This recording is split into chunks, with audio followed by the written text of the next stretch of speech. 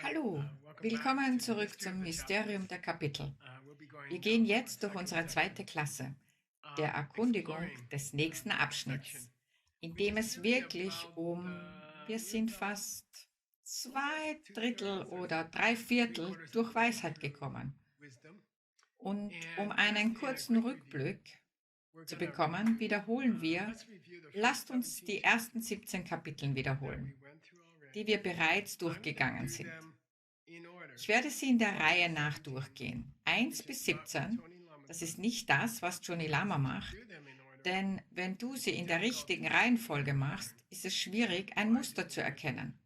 Oder warum ist Nagarjuna die Kapitel in dieser Reihenfolge durchgegangen? Das ist unsere große Herausforderung für euch. Wir fordern unsere neuen Teilnehmer in diesem Kurs auf, sich in kleine Gruppen aufzuteilen und eine Logik für diese zu erarbeiten. Es sind 27 Kapitel von Weisheit, aber lasst uns die ersten 17 durchgehen. Was ich gemacht habe, war, ich habe den Kommentar von Johnny Lama genommen, ich habe ihn wieder in die richtige Reihenfolge gebracht. Ich habe also seinen aus der Ordnung wieder in die richtige Reihenfolge gebracht, was jetzt aus der Ordnung ist laut Johnny Lama. Und ich gehe einfach seinen Kommentar durch über den Inhalt der einzelnen Kapitel. Ich werde nicht versuchen, jedes Kapitel mit dem nächsten Kapitel zu verbinden, weil das dein Job ist, okay? Ich freue mich schon darauf, was ihr euch einfallen lässt, denn das wird mir helfen, denke ich. Ich bin schon lange an dieser Frage interessiert. Ich fordere auch die Mixed Nuts heraus, die Jungs, die gelernt haben, wie man übersetzt. Ich fordere euch heraus, durch John Bradys ELL-Datenbank zu gehen, besonders durch den Madhyamika-Teil der muttersprachlichen tibetischen Werke. Und ich fordere euch auf, durchzugehen und eine Erklärung von jemandem zu finden, warum die Kapitel so sind. Ich vermute, jemand wie der große mongolische Gelehrte, ich vermute nur, oder einer von denen. Das sind die Leute, die eine Erklärung dafür haben würden. Aber ich fordere dich heraus, sie separat zu finden und sie nicht mit den Gruppen zu teilen. Okay? Aber du kannst es auch präsentieren. Das erste Kapitel wird auch die genannt. Das bedeutet eine Untersuchung der Bedingung. Er sagt nicht Verursachung, er sagt eine Untersuchung von Kin, von Bedingungen für Dinge. Johnny Lama rechtfertigt das Kapitel mit den Worten, wir müssen zeigen, wenn wir beweisen wollen, dass die Dinge nicht sie selbst sind, dann ist unsere erste Aufgabe zu beweisen, wie sie nicht von sich selbst anfangen können. Okay, ich sage es nochmal. Wenn unser Ziel in diesem ganzen Buch, das Weisheit heißt, ist zu beweisen, dass die Dinge nicht sie selbst sind, oder man kann auch Leerheit sagen, dann ist die erste Aufgabe, die wir erledigen müssen, ist zu erforschen, wie sie zuerst anfangen, ohne von sich selbst anzufangen. Verstanden? Also sagt er, deshalb schrieb Nagarjuna als erstes Kapitel das Kapitel namens Eine Untersuchung der Bedingungen, die den Dingen geholfen haben, anzufangen. Da haben wir etwas Logik für das erste Kapitel. Dann bricht sie zusammen. Hier kommt es zum zweiten Kapitel. Übrigens, hier ist ein Bild für euch. Ich versuche, euch jedes Mal ein Bild zu geben, um zu versuchen, euch an die Idee zu erinnern. Ich persönlich finde es eine tolle Übung, wenn ich mich an das Teaching erinnern will, das ich heute oder gestern bekommen habe, gehe ich einfach die Bilder durch und fordere mich zu erinnern, worum es ging. Wenn du also diese kleinen Sprossen siehst, die aus dem Samen herauskommen, denkst du, das erste Kapitel über Bedingungen. Was sind die Bedingungen? Ich möchte, dass du so denkst, okay? Also gebe ich dir Bilder, und ich möchte, dass du sie gedanklich verbindest. Es gibt eine Tradition in dieser Linie, dass man, wenn man ein Thema lernt, dass du mindestens zweimal nach dem Unterricht wiederholst. Am besten einmal am Tag des Kurses und am besten einmal am nächsten oder 2 Tage später. Also ich persönlich finde, es ist eine tolle Idee, die Wiederholung zu machen, die von deiner traditionellen Linie gefordert wird. indem du dir einfach die Bilder ansiehst. Nimm einfach die Bilder, nimm die Bilder. Ich mache das gerne. Ich persönlich mache mir Frühstück und ich lege die Bilder auf den Tisch. Ich stopfe mir das Essen in den Mund und trinke meinen Kaffee und versuche mich zu erinnern, warum es in diesem Bild ging. Für mich ist das ein sehr angenehmes Frühstück. Es ist so eine Art Dharma-Frühstück. Da ist ein Ja. Und übrigens, diese Erklärung, warum es im ersten Kapitel geht, kommt erst spät im ersten Kapitel. Er gibt sie dir nicht einmal am Anfang. Ich habe sie für dich herausgefunden. Also gut, zweites Kapitel. Ach übrigens, ein Vers müsst ihr euch aus dem ersten Kapitel merken. Ich lese ihn euch auf Sanskrit vor, weil mein Sanskrit nicht so gut ist wie mein Tibetisch. Und ich mache einen Vorwand, um es zu verbessern.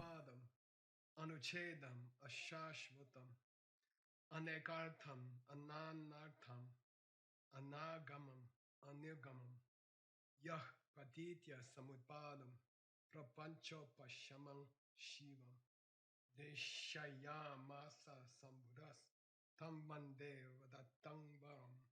Okay, und das ist das Sanskrit der Eröffnungszeilen. Die Eröffnungszeilen von Weisheit sind extrem berühmt. Und ich denke, es lohnt sich, sie einfach nur anzuschauen. Lass sie mich auf Tibetisch sagen.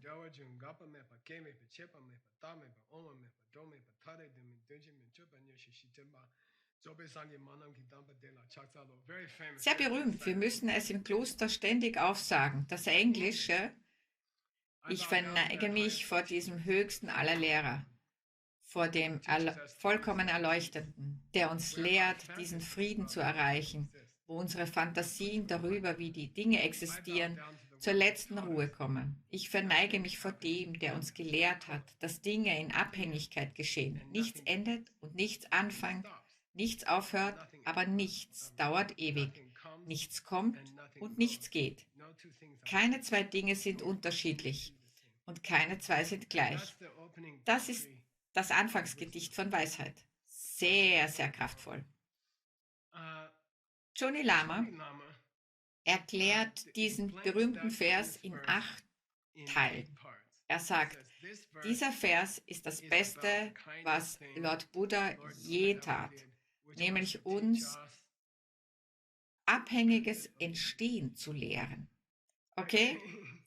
Und dann zeige, wie es leer ist. So wird es immer gelehrt. Tsongkhapas berühmtes Loblied auf den Buddha heißt ein Lob des abhängigen Entstehens. Der lange Name ist ein Loblied auf Lord Buddha, da er uns abhängiges Entstehen gelehrt hat, was betont, wo die Dinge herkommen. Es wird nicht betont, was es nicht ist. Es wird betont, woher sie kommen. In der Küche? Dein Mann schreit, weil du hast deine Kinder angeschrien, was irgendwie nützlicher ist, als zu sagen, dass dein Mann nicht von irgendeinem anderen Ort kommt. Ich meine, du identifizierst, woher er kommt. Johnny Lama erklärt diese ersten 8 Beschreibungen der Anfangszeile. Sie sind es wert, im ersten Kapitel erwähnt zu werden. Wir gehen durch die anderen Kapitel viel schneller durch, damit wir pünktlich fertig werden. Es ist ungefähr 15:50 oder so. Ja, okay. Etwas, das niemals aufhören könnte, in dem Sinne, dass es aus der Existenz verschwindet. Moment für Moment. Das abhängige Entstehen könnte nie aufhören, in dem Sinne, dass es einfach verschwindet. Es könnte nie anfangen, im Sinne eine eigene Identität anzunehmen. Denk also, wenn Dinge anfangen, bekommen sie ihren Namen. Sobald etwas anfängt, sobald ein neuer Mitarbeiter für ein paar Tage in einem Unternehmen arbeitet, bekommt er einen Titel und er übernimmt seine Identität. Normal. Gut. Zu sagen, etwas kann nie aufhören, da der Fluss, der bisher existiert hat, jetzt unterbrochen ist. Also der Fluss, in dem ein Objekt weitergeht. Ich denke da an Fahrräder. Und dann fällt das Fahrrad schließlich auseinander. Aber es gab einen Fluss von Identität, denn es hatte und dann hat er aufgehört. Das ist die dritte Sache, die nicht aus sich selbst heraus geschieht. Sie hat ihre eigene Leerheit. Nichts dauert ewig. Das bedeutet etwas, das nicht zerstört werden kann. Nichts kann jemals von dir dort nach hier kommen oder von hier nach dort gehen, in und aus sich selbst, ohne dass ein Karma im Spiel ist. Und dann, zwei Dinge können niemals voneinander verschieden sein. Johnny Lama sagt zum Beispiel, verschiedene Räume einnehmen. Sie können auch nicht dasselbe sein, in dem Sinne, dass sie den gleichen Raum einnehmen. Das sind seine Kommentare zum ersten Kapitel. Merkt euch hauptsächlich Pratyaya Praisha, eine Prüfung, eine Untersuchung der Ursachen oder der Bedingungen, aus denen die Dinge entstehen. Kapitel 2. Johnny Lama beschreibt es folgendermaßen. Und vergiss nicht, dass ich ihn durcheinander gebe. Ich präsentiere Johnny Lama außer der Reihenfolge. Er sagt, wenn du hörst, dass ein Mensch keine eigene Natur hat, fragst du dich vielleicht, wie er in dieses Leben gekommen ist und wie er dieses Leben verlässt, wenn er nicht aus sich selbst heraus existiert. Wenn die Person irgendwie nicht existiert, wie kommt sie dann in dieses Leben? Und wie verlässt sie dieses Leben? So heißt das zweite Kapitel, eine Untersuchung des Gehens und Kommens. Eine Untersuchung des Gehens und Kommens. Speziell im Hinblick darauf, wie eine Person ihr altes Leben verlässt und in ihr neues Leben eintritt. Wenn sie leer ist, wer ist es dann, der den Übergang macht? Das ist das Nächste. Vergiss nicht, dass es deine Aufgabe ist zu fragen, nun, wie ist das mit den Bedingungen verbunden? Dem ersten Kapitel. Das ist nicht mein Problem, es ist dein Problem. Die Beispiele, die er genannt hat, das Bild, das du dich erinnerst, war der Fuß. Wir haben versucht herauszufinden, welcher Teil deines Fußes geht und welcher Teil deines Fußes ist schon gegangen, wenn du einen Schritt zur Hälfte gemacht hast. Wo ist die Linie zwischen dem Teil des Fußes, der den Weg zurückgelegt hat, und dem Teil des Fußes, der noch gehen wird? Welcher Teil des Fußes hat den Weg zurückgelegt, wenn du einen Schritt machst? Welcher Teil des Fußes macht den Schritt? Und welcher Teil des Fußes muss noch runterkommen und den Schritt? Ich habe mich also angeschränkt und dieses Bild gefunden. Wir haben uns in dieser Frage für eine ganze Weile verloren. Und ich gehe nicht weiter darauf ein. Was ist deine Herausforderung? Das erste Kapitel war, wie die Dinge aus ihren Bedingungen entstehen. Im zweiten Kapitel ging es darum, wie Menschen aus dem vergangenen Leben kommen und in das jetzige Leben eintreten. Und jetzt stellst du die Frage, wer ist es, der kommt und geht? Welcher Teil kommt und geht? Okay, alles klar? Das ist also dein Problem. Du sollst all diese Kapitel verbinden. Okay, nächstes Kapitel. Jetzt spreche ich über die Kapitel 3, 4 und 5. Diese drei Kapitel hängen zusammen. Sie gehören zusammen. Versuche nicht, sie getrennt zu erklären. Okay, Leute, eure Gruppen, eure Teams, behandelt sie zusammen. Denn auch wenn du den Zusammenhang zwischen 27 Kapiteln erklären musst, bekommst du Kopfschmerzen. Es gibt bestimmte Gruppen in diesen 27 Kapiteln, die nach der Logik zusammengehören. Nach buddhistischer Logik, okay? Die nächsten drei Kapiteln, das sind 3, 4 und 5. Kapitel 3 ist eine Untersuchung der Kräfte, hauptsächlich der Sinneskräfte, Auge, Ohr, Nase, Zunge, Haut, aber auch andere Kräfte wie Männlichkeit, Weiblichkeit, Persönlichkeit, Verstand, diese Kräfte, die das Thema sind das Thema des zweiten Kapitels, der Abhidharma Kosha sind. Was ist mit dem Teilen einer Person? Was ist mit den Sinneskräften eines Kapitels? Kapitel 3, Kapitel 4.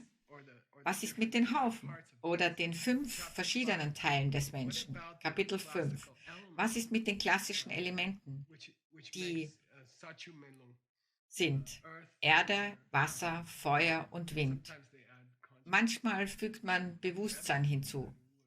Und in der Medizin fügt man Holz hinzu. Frag mich nicht warum. Okay, also. Diese drei sind typische Teile von Menschen, die Lord Buddha in den Abhidharma-Lehren behandelt hat. Was bedeutet, welcher der drei Umdrehungen des Rades, die ersten Umdrehungen des Rades.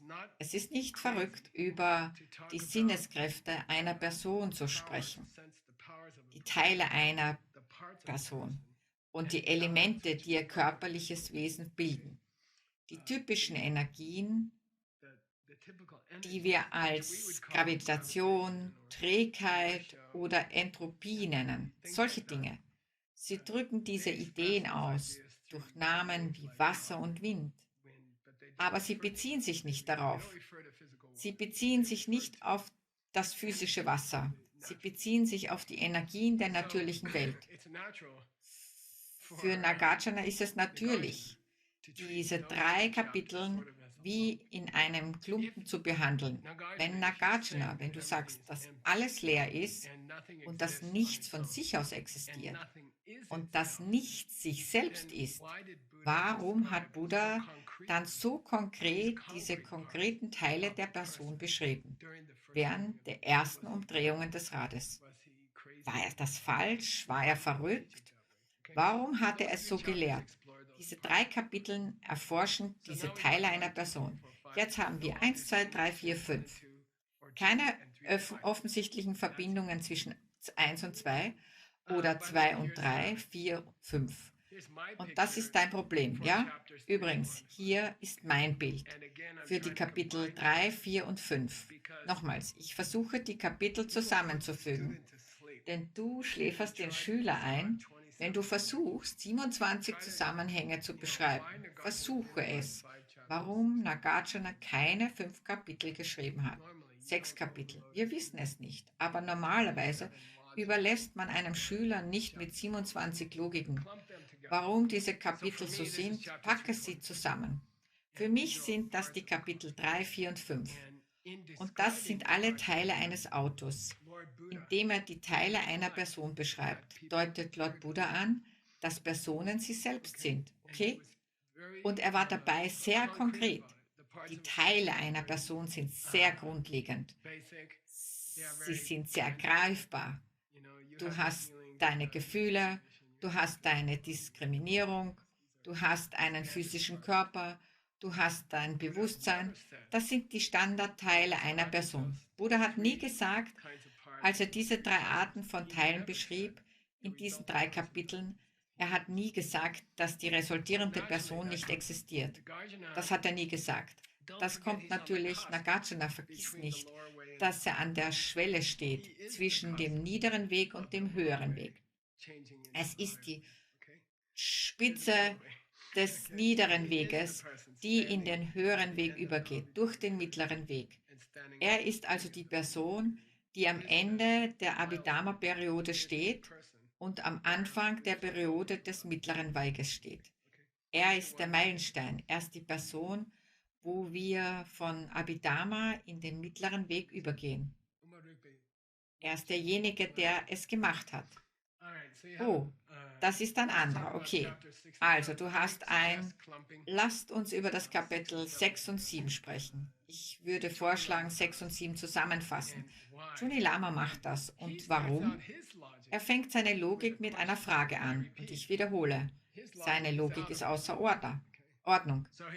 Also sagt er, dann wird vielleicht jemand denken, dass wir ja Gefühle haben, wie zum Beispiel das Verlangen.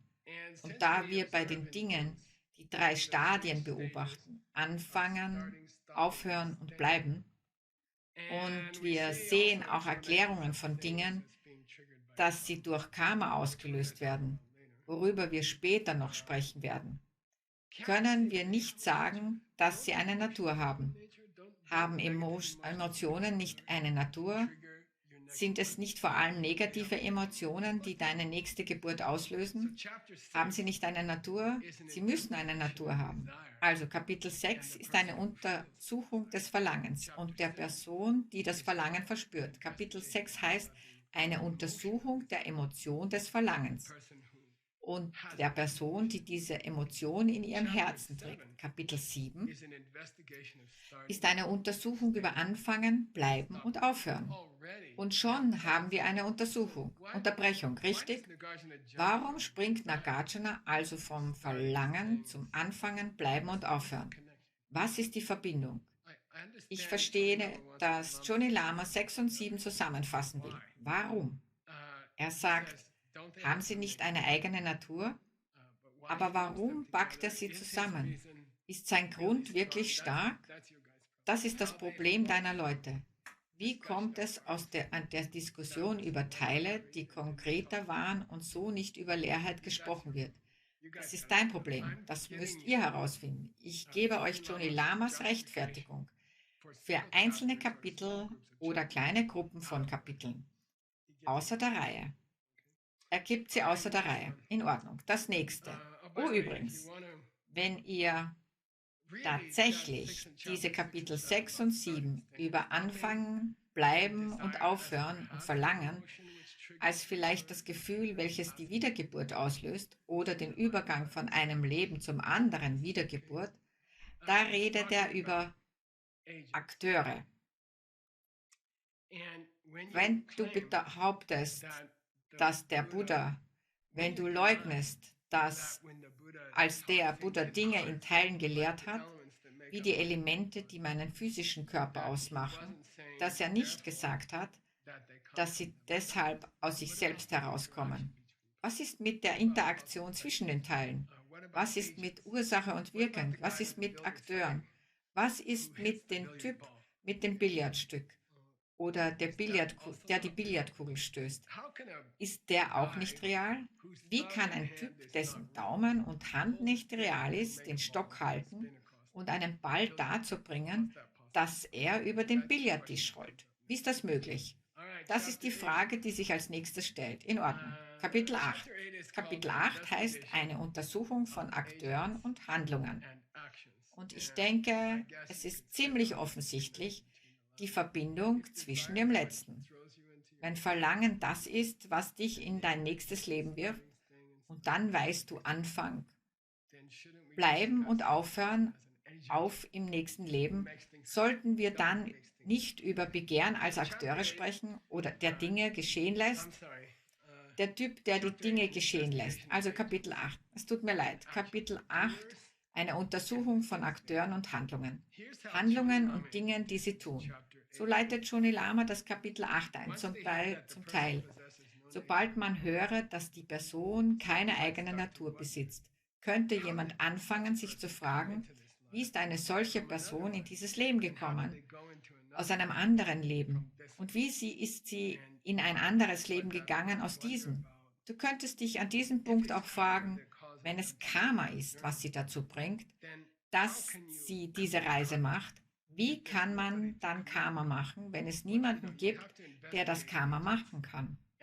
Du musst Akteure untersuchen und Handlungen, die Karma bedeuten. Wer macht das Karma und was ist das Karma, wenn niemand existiert? Wie kann ein Billardstock, der nicht existiert, eine Kugel über den Tisch befördern, auf eine Weise, die es nicht gibt? Das ist Kapitel 8, verstanden? Wir sind auf dem halben Weg durch unsere Zusammenfassung. Wir sind genau in der Zeit, vielleicht. Also diese Idee von Kapitel 8, von einem Leben in ein anderes überzugehen. Ich mag dieses Foto. Das ist Shanti, das neueste Mitglied unserer Sangha, geboren von Bachi Kuket und seiner Frau Pau in Guadalajara. Letzte Woche, glaube ich. Ah ja, am Neujahrstag eigentlich. Wir können uns immer daran erinnern. Ich hoffe, die Eltern können sich erinnern. Okay, Leute. Wie ist dieses Baby in dieses Leben gekommen? Wie ist es aus dem vergangenen Leben gegangen? Wer war es, der ging und kam? Und was waren die Kräfte? Was waren die Akteure oder die Kräfte, die es ins nächste Leben drängten und diese Aktion ausgelöst haben? Was sind das für Kräfte? Kapitel 8. Verbindung zwischen 7 und 8. Das ist euer Problem. Ich beschreibe nur die Kapitel. Okay, chapter Kapitel 9, 9. out of order. Wieder aus I'm der taking Reihe. them out of order from Ich gebe sie aus der Reihenfolge von Johnny Lama. in the garden. Aber ich gehe in Nagarjunas Reihenfolge. Maybe he Das chickened out, ist, didn't he? vielleicht hat er He didn't gekniffen, even try to oder? put them in order. Es ist nicht einmal, He didn't er hat put them out of order. nicht einmal versucht, sie zu So ordnen. that's your guys. Er hat einfach Okay, gemogelt und sie here's his, durcheinander gebracht. justification Das sind also for deine chapter Leute. 9. Once they have Hier ist seine listened to Rechtfertigung für Kapitel 9. on how the Wenn agents Sie of sich action eine Darstellung angehört haben darüber, wie die Akteure der Aktion die then the Ausführung audience might start to think, des Karmas maybe there was keine never eigene anyone Natur who took a besitzen. rebirth. Okay. Dann Who took könnte das Publikum anfangen zu denken, vielleicht gab es nie jemanden, der eine Wiedergeburt hatte. Wer hat die Wiedergeburt erlebt? Wenn Shanti nicht hier war, bevor Shanti geboren wurde, to take Shanti's? wer hat den Shanti-Wiedergeburt angenommen? Das bedeutet, dass es jemanden gegeben haben muss vor Shanti, der Shanti war, um die Wiedergeburt von Shanti anzunehmen. We have a picture here. Wer war vorher da? Wer war da, bevor eine Handlung begangen I wurde? like Okay? this is a picture of a tree. Das ist das Thema von Kapitel 9. Wir haben hier ein Bild. Ja, das gefällt mir. Stanley and Allison from Shin- Das ist ein Bild von einem Baum. Ich habe 3 Pfirsichbäume für das Peachtree Café gekauft. one at my house. Ich, Stanley und Allison aus Genjikchena haben 2 davon beim Café gepflanzt. Dann dachte ich, ich pflanze einen bei mir zu Hause, um meine Frau glücklich zu machen. Und das ist bei mir zu Hause. Er hat eine Menge schöner Pfirsiche hervorgebracht im ersten Jahr. Die Frage ist, wer war vorher da? Wenn du darüber nachdenkst, ist das eine interessante Frage. Hat Shanti eine Wiedergeburt erlebt? Nein, Shanti hat keine Wiedergeburt erlebt, denn Shanti war nicht da, bevor Shanti da war. Wer hat also die Wiedergeburt erlebt? Wer hat die Wiedergeburt von Shanti angenommen? Siehst du, was ich meine? Wer war vorher da? Wer war da, bevor der Baum da war, um den Baum zu pflanzen? Der Baum ist der Beweis, dass jemand da war. Aber wer war dort? In Ordnung. Das ist Kapitel wie viel? Kapitel 9? Kapitel 10. Johnny Lama's comments Hier on sind die Kommentare von Johnny Lama. Kommentare außer an der Reihe. investigation Das of fire 10. Kapitel also, eine Untersuchung über Feuer und Brennholz, is devoted to ist denying der Leugnung einer bestimmten Metapher gewidmet, die Menschen verwendet haben, in einem Versuch zu beweisen, dass derjenige, der die verschiedenen Teile einer Person bei der Wiedergeburt annimmt, eine Natur aus sich selbst heraus hatte. Shanti hatte etwas, Shanti, die den Körper und den Geist annahm, die sie aus Bo heraus, als sie aus Bo herauskam, hatte eine eigene Natur. Sonst hätte er keinen Körper annehmen können. Verstanden? Jemand muss vorher da gewesen sein, um nicht buddhistische Schulen versuchen, um es zu erklären, mit der Metapher von Feuer und Brennholz. In Kapitel 10 geht es wirklich um andere Jungs. Das ist also wichtig zu wissen. Diese Metapher des Feuers und des Brennholzes kommt von anderen Typen. Nagarjuna erwähnt es nur, um es zu schlagen. Was ist nun für sie das Feuer und das Brennholz? Das ist knifflig und ich werde es erklären. Dann müsst ihr herausfinden, warum zum Teufel es nicht Kapitel 9 kam. Also Kapitel 10, in dem Beispiel, in der Metapher, die nicht von buddhistischen Schulen verwenden wird, von Akteuren und Handlungen, ist das Brennholz der Akteur, nicht der Typ, der das Feuer gemacht hat. Wenn du also das 10. Kapitel liest, ermutige ich dich, dich an den Akteur zu erinnern, das Ding, das vor dem Feuer war. Welches das Feuer verursacht hat, war das Brennholz. Das Brennholz kam zuerst. Du hast das Brennholz dorthin gelegt, zünde es an und dann macht das Brennholz Feuer. Sie sagen, so kann man erklären, wer eine Wiedergeburt angenommen hat oder so etwas. Das sagen sie. Oder sie sagen, das Ergebnis war in der Ursache vorhanden. Das Feuer war im Brennholz und es wurde manifestiert. Das ist Shankhya. Das ist Shankhya. Das waren die ersten großen anderen Schulen, als Nagarjuna lebte. Na gut, hier ist das Beispiel. Feuer und Brennholz. Denk einfach daran, dass wir über Feuer reden. In diesem Fall als der Akteur, Brennholz. Und das Feuer als die Tat oder die Handlung, die es begeht. Wir sagen, Ihr Beispiel, das Feuer ist falsch. Vergiss also nicht, dass wir nicht unser System vorstellen. Wir präsentieren ein falsches System im Kapitel 10. Nun gut, Kapitel 11 und 12.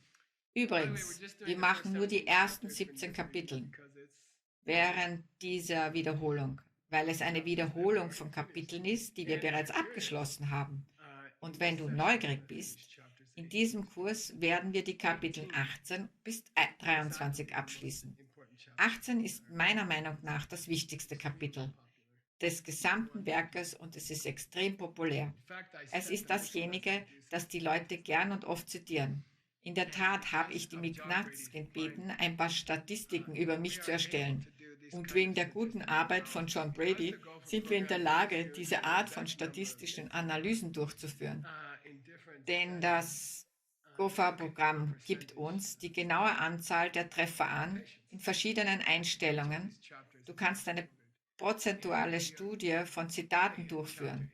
Zum Beispiel, welches dieser Kapitel wird am häufigsten zitiert. Wir kommen zu Kapitel 18. Das ist die Leerheit von Menschen und Dingen.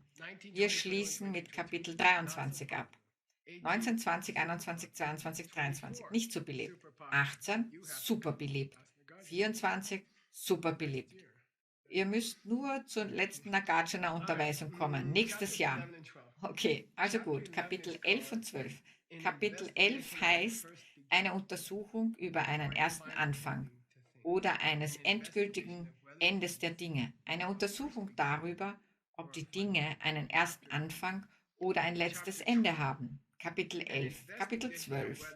Eine Untersuchung darüber, ob Schmerz aus sich selbst erzeugt wird oder durch etwas anderes. Versuche einfach eine Verbindung zwischen diesen beiden herzustellen. Johnny Lama wirft sie in einen Topf. Ich sage es nochmals, Kapitel 11. Eine Untersuchung, ob die Dinge jemals einen ersten Anfang hatten oder ein endgültiges Ende haben. Kapitel 12. Eine Untersuchung darüber, ob Schmerz von sich selbst kommt oder von etwas anderem. Es gibt etwas anderes, das ihn auslöst. Okay, Schmerz. Oder er sagt, das ist Johnny Lama, okay? Sie kommen nach Kapitel 10, weil sie die letzte Idee mit dem Brennholz widerlegen. Diese beiden Kapitel 11 und 12 beweisen, dass die Idee mit dem Brennholz von Akteur und Aktion falsch ist. Wieso ist es wahr? Solltet ihr euch gemerkt haben vom letzten Kurs, den wir hatten, denn ich kann mich nicht mehr daran erinnern. Ich meine, ihr findet es heraus. Bild hier, das ist eigentlich das Bild, das wir im letzten Kurs benutzt haben, als wir diese Ideen diskutiert haben. Wo zeichnet man einen Anfang? Wo zeichnet man ein Ende? Wo endet das vergangene Leben? Wo beginnt das gegenwärtige Leben? Wo hat das Band begonnen? Man kann sagen, dass die Geburt von Shanti das Durchschneiden des Bandes war, das eine Trennungslinie in der Zeit gezogen hat. Als er sein vergangenes Leben beendete und er sein neues Leben begann.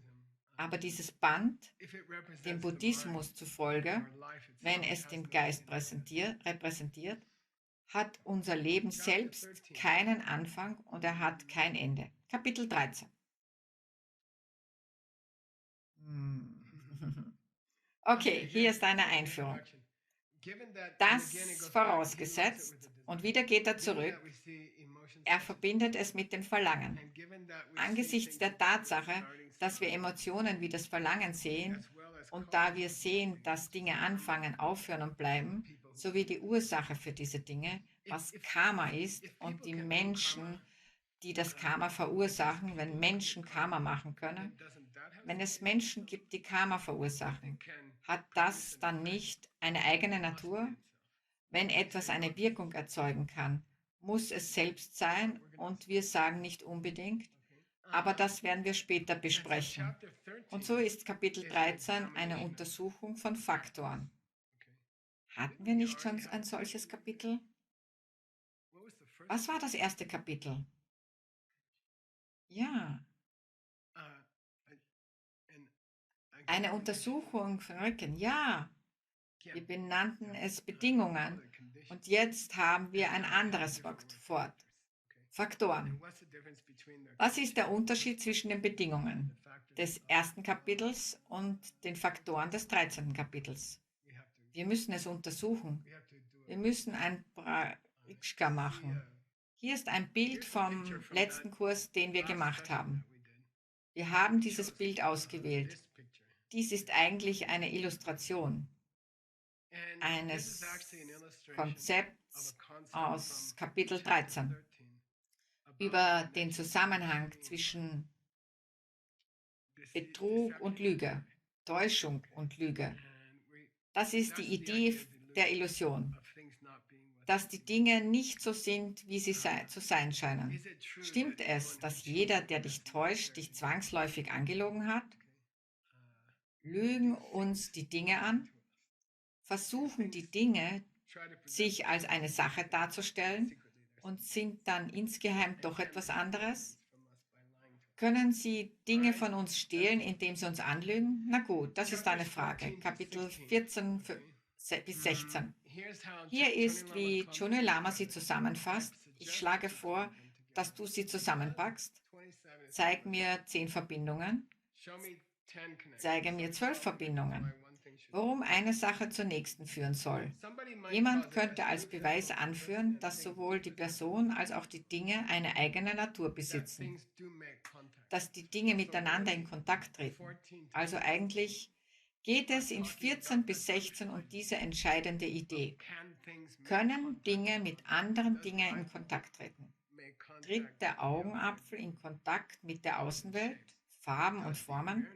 Tritt das Bewusstsein dessen, was man sieht, in Kontakt mit dem Augenapfel?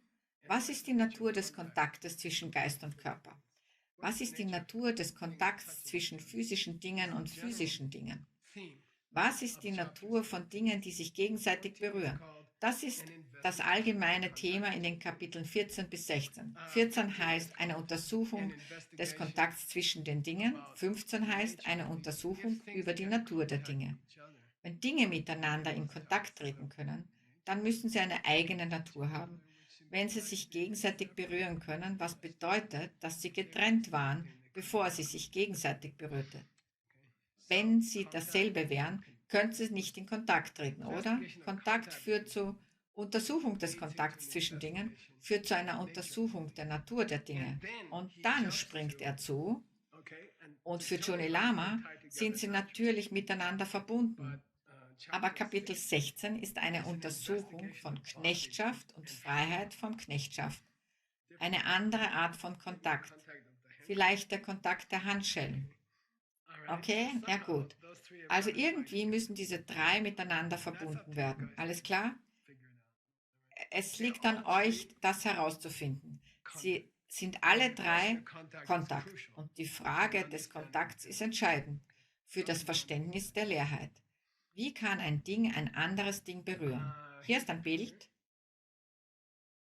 Die Idee hier ist, ich weiß nicht, ob ich es so klar hinbekommen habe, ist, was hat sie veranlasst, in Kontakt mit Geld zu treten?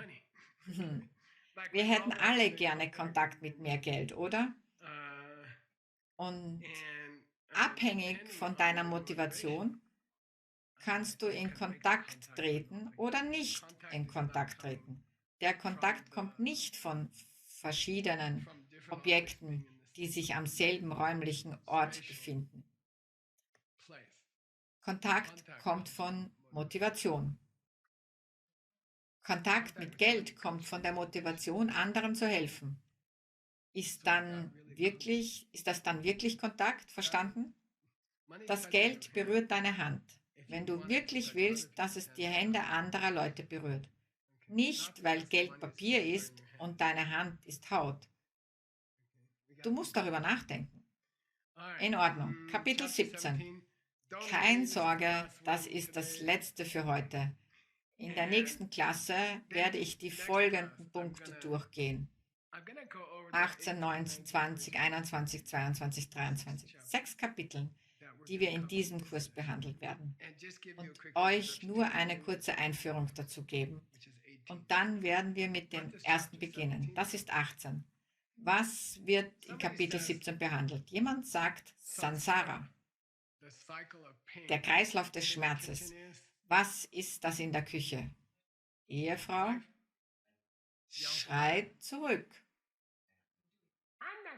Ich bin nicht dumm, du bist dumm.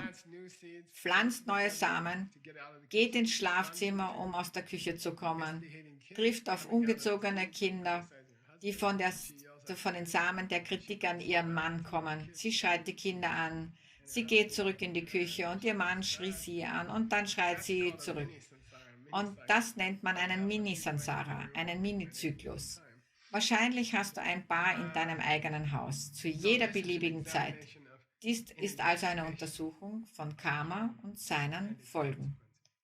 Jemand sagt, Sansara muss seine eigene Natur haben. Und der Beweis dafür ist, dass es eine grundlegende Verbindung gibt. Jetzt haben wir eine Verbindung zurück zu den letzten paar Kapiteln. Es gibt eine Verbindung zwischen Karma und seinen Folgen. Es ist nicht nur das Karma zwischen deiner Haut und dem Geld. Es muss tiefere Zusammenhänge geben, wie zwischen Karma und seinen Folgen. Wo gibt es eine Verbindung? Zwischen jemandem Geld anzubieten, um ihm zu helfen, und Geld zu bekommen, das zurückkommt. Wie kam der Kontakt zustande zwischen deiner Haut und dem Papier oder den Bits, die das Geld ausmachen, auf deinem Bankkonto heutzutage? Wer hat das gemacht? Wer hat die Verbindung hergestellt zwischen großzügig sein und dem Zurückbekommen von viel Geld? Wer hat diesen Zusammenhang hergestellt? Woher kam diese Verbindung? Das muss inhärent sein. Es ist nicht so, dass wir es erschaffen. Es ist nicht so, dass man diese Verbindung erst herstellen muss und dann funktioniert das Karma. Irgendwie ist es immer da. Also bedeutet das, dass niemand es gemacht hat. Richtig? Nein. Okay. Und nebenbei bemerkt, ich würde gern darauf hinweisen, dass wenn er in diesen 17 Kapiteln erörtert, den Zusammenhang zwischen Karma und seinen Folgen, wählt er ein erfreuliches Karma. Er entscheidet sich, positives Karma zu nehmen, was ich sehr schön finde. Ich dachte, ihr möchtet dieses Vers hören.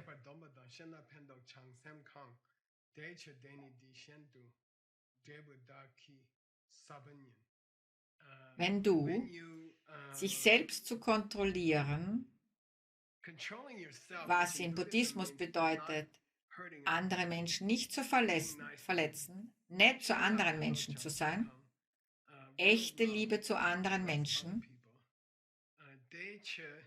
dies ist der Samen, um Glück als Ergebnis zu haben und sogar über Lebenszeit hinweg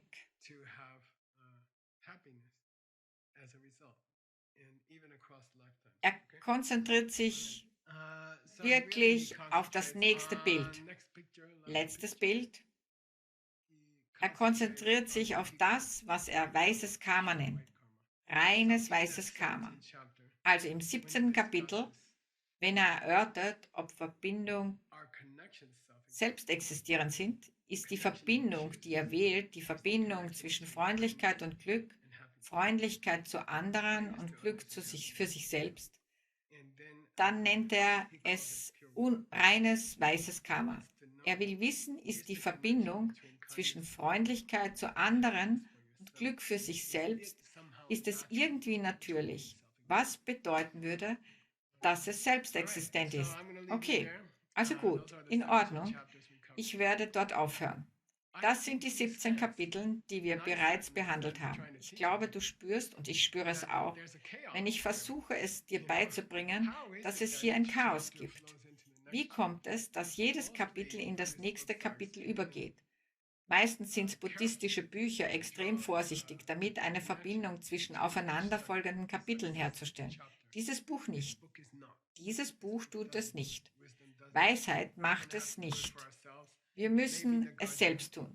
Vielleicht wollte Nagarjuna, dass wir uns durch diese Übung kämpfen müssen, um die Leerheit wirklich zu verstehen. Wir sehen uns in der nächsten Klasse.